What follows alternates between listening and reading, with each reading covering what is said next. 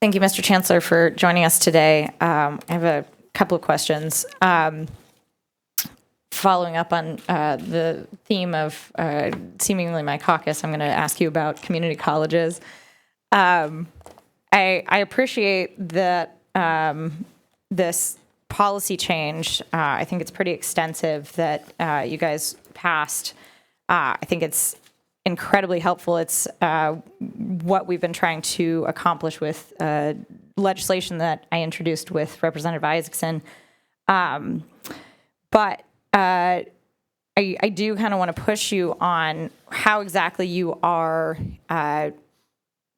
because now that this is a formal policy change, this is a mandate to all of the universities in the system, how are you getting these universities to play ball with the community colleges? Because ultimately, in the appropriations hearings, we heard from community college presidents that they have hundreds of different articulation agreements with the different universities. With even within the universities, they have different articulation agreements with different programs, and that doesn't actually seem to be a useful or streamlined program to actually allow students from community colleges to get into our PASHE schools and to be able to complete these programs. So what is your specific plan for making sure that that happens? Because as outlined in what I'm reading in the update, that is something that is mandated in the program. Yeah, so I mean, let me just context. So I agree and disagree about the need for sort of general articulation. So that's a good thing. Students can transfer; they bring their AA or AS degree, and they go as full juniors in whatever program. But the real benefits really happen programmatically. So the example of, Hack and Millersville in nursing. A Hack nurse can enroll in the BSN program at Millersville and achieve their BSN in 18 months, right? That's that, and you can't do that through the general, right? Hack Bloom, they have some really interesting pathways around the students who are in career and vocational sort of technical education programs. They provide an opportunity for those students to translate their learning into a BA in some type of applied science. So those things can only the ESU had a tremendous program with Northampton. It was funded by the National Science Foundation, where ESU faculty, I'm pretty sure it was in the psychology department, were working very closely with faculty in the Northampton Community College with students who had intended to transfer into psychology and to prepare them for that transfer. So those programmatic articulations are super important. Right? That's where the real thrust comes. Obviously, that general articulation also really important. The policy allows for that, but it's not an excuse for that very closely aligned, carefully integrated work. And I used to work for a guy. He was a provost, so I can forgive him for that. And he told me, you can do all sorts of things as an academic leader. You can set the table, you can serve the food, you can send out the invitations, but you can't actually require people to come along and eat.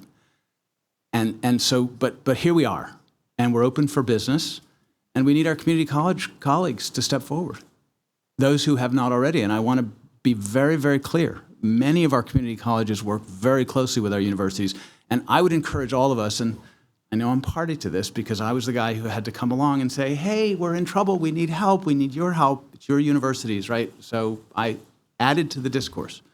But we have an opportunity to turn the page.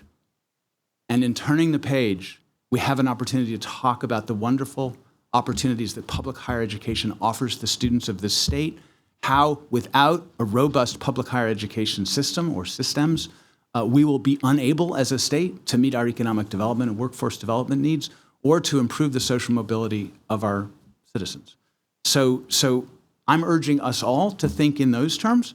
Right? And so in the spirit of collaboration and partnership, which is evident obviously in the support that the General Assembly has applied to the Pennsylvania state system, for which we are very grateful, that kind of partnership opportunity also needs to happen with our community colleges, and that means that they have to turn to us too.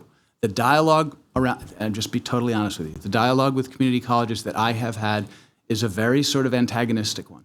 That PASHE is coming into our space, they're not treating our students.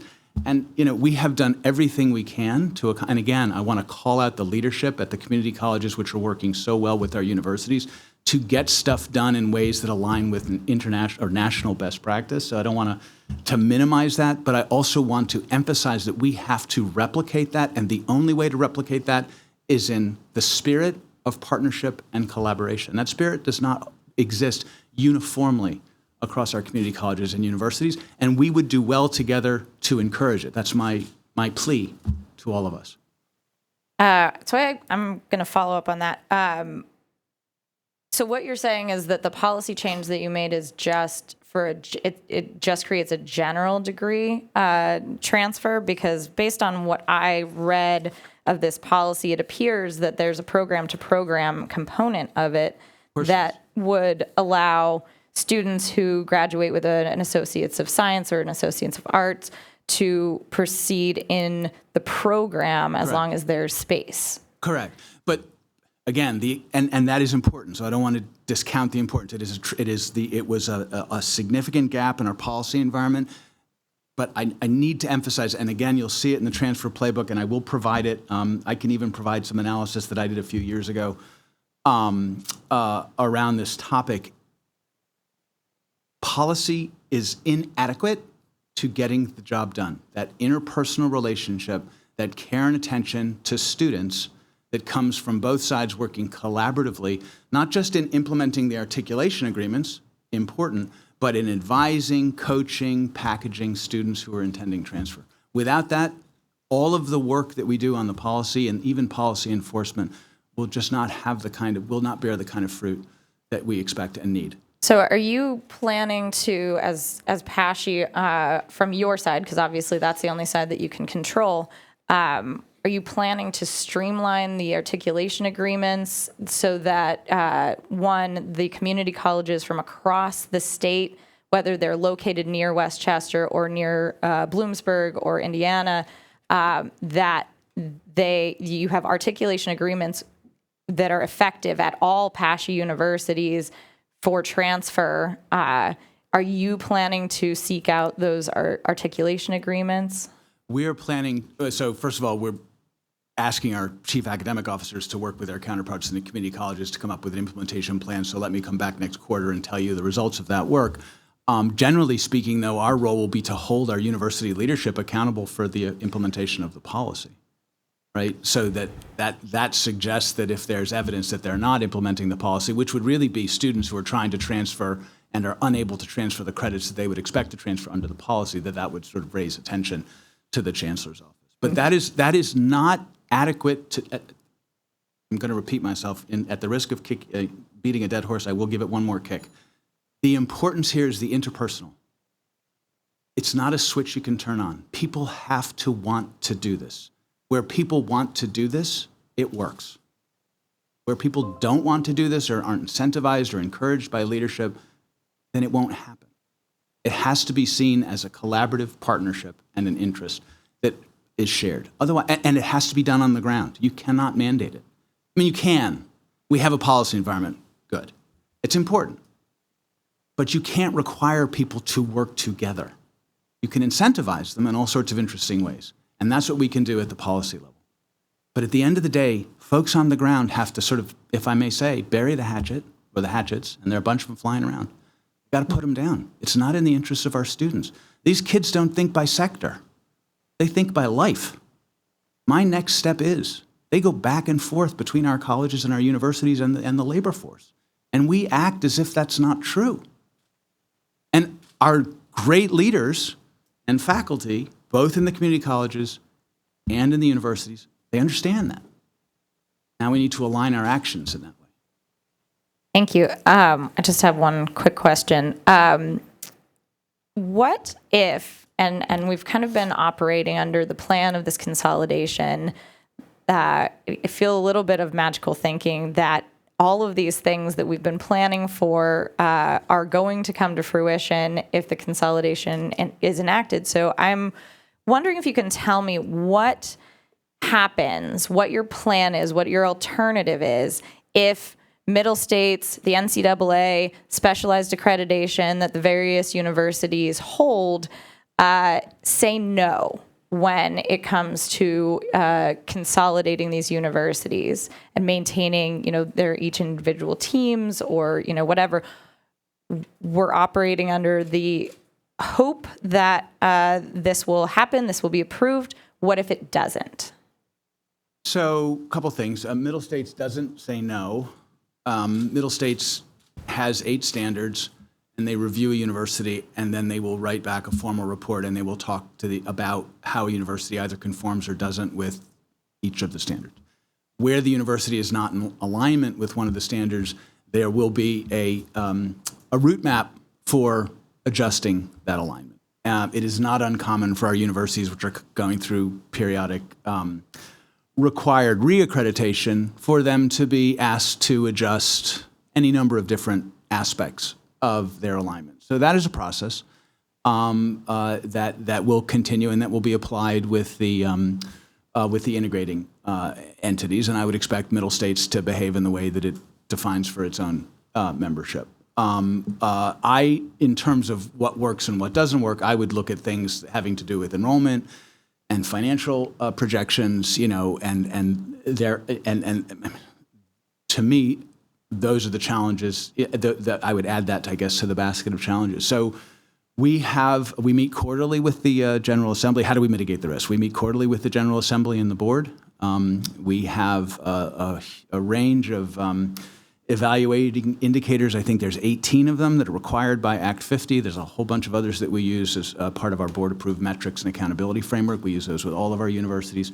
So we will be monitoring very closely the progress, not just of our universities financially, but also their students in terms of access, affordability, student outcomes, et cetera, and constantly course-correcting as we need to in what we'd expect to be an iterative process. Is there risk involved in that approach? Absolutely. Is the risk lower than the risk we were inheriting by not doing anything? A lot. So, but I also want to follow up on the NCAA and the specialized accreditation, because those can and could say no. Again, I think that, that is not my understanding of how accreditors and regulators work. It just isn't. I went through the Cheney reaccreditation, learned a great deal about accreditors, probably more than any of us really ever wanted to learn. They're partners. They're membership organizations for a start. Their members are universities. The people who do the reviews are people like me and presidents and deans and provosts. Their job is not to trip up higher education and do things that are bad for students. Their job is to protect higher education and its delivery of service to students. Mm-hmm. And they're good at it. And our partnership with NCAA and Middle States and other accreditors demonstrate to me that they are really good at it and they do really care. And so it's just not it's not like a light switch that you turn on and off. So as with, enrollment challenges or financial challenges or student outcomes challenges, you see them coming because you're constantly evaluating, constantly monitoring, progress. And you course correct as you need to. And we'll course correct as we need to, if we need to, with any of the regulators and the Department of Education. So specifically, though, with like the NCAA, they may not allow these universities to maintain their individual it's impossible. Identities. And I know you can't predict it, but I'm wondering if you have a plan for an alternative. I don't have plans for hypotheticals that you can't articulate or I can't articulate. No. Isn't that what this is, though? What? All of this is a hypothetical if the consolidation had come into fruition? So, if a regulator comes back and says X, what's the plan? So fill in the blank about the X. And those not my understanding of regulators and accreditors.